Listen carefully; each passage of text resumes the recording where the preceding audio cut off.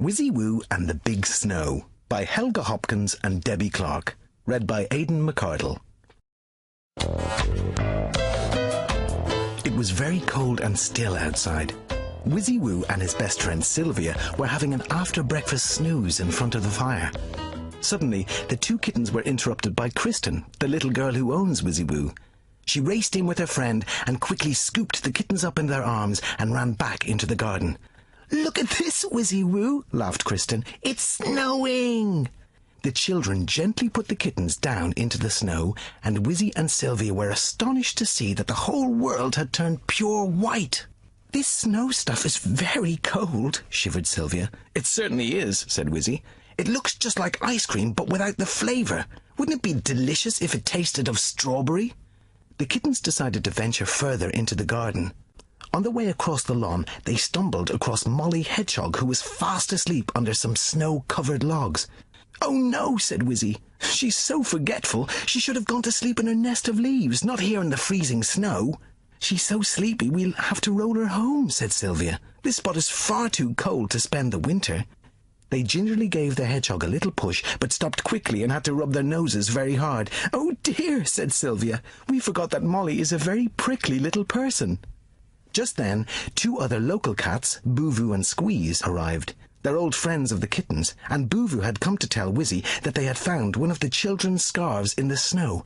"Brilliant," laughed Wizzy. "That's just what we need to transport our sleepy hedgehog."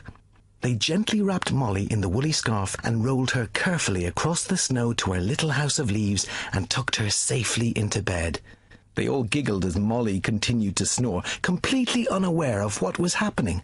Then the kittens discovered that the garden path was very slippery. "Whoa!" cried Wizzy excitedly as he slid along the path. "Be careful, Sylvia!" But it was too late. Sylvia was already sliding along behind with a big blob of snow on her nose and her little paws skidding in all directions. Just then they spotted Bivet coming their way. He's the grumpy old cat from next door. Bivet is always grumbling about the kittens, and when he saw what they were up to, he raced over and jumped onto the path. Before he could stop himself, Bivet careered along the path and straight into a huge snow-covered bush. Everybody jumped out of the way as the snow in the bush plopped right down on top of Bivet. He looked very annoyed with just his nose and ears sticking out. Wizzy and Sylvia quickly disappeared into next door's garden, where they soon met up with Boovoo again.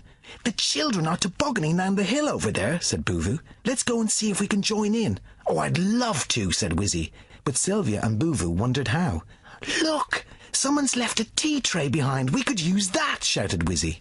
Boovoo thought it was a very good idea, and the three of them ran over to the hill and began pushing the tray up to the top.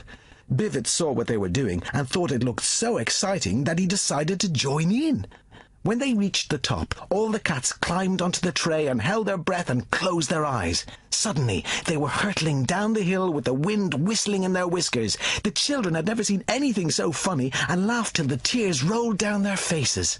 When they reached the bottom, Wizzy's nose began twitching quite madly.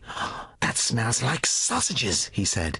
So with rumbling tummies and much excitement, they followed the delicious smell all the way to the snow igloo the children had made. Poking his head round the icy entrance, Wizzy caught sight of the hot sausages piled onto a huge dish.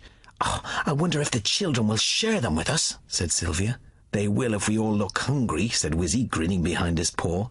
Sure enough, the plan worked, and the children felt so sorry for Wizzy and his friends that they gave the cats a nice big juicy sausage each. The sound of munching could be heard all over the neighbourhood. That night, Wizzy snuggled into Kristen's warm lap and dreamed of tomorrow's adventures in the snow with Sylvia, and perhaps a few more.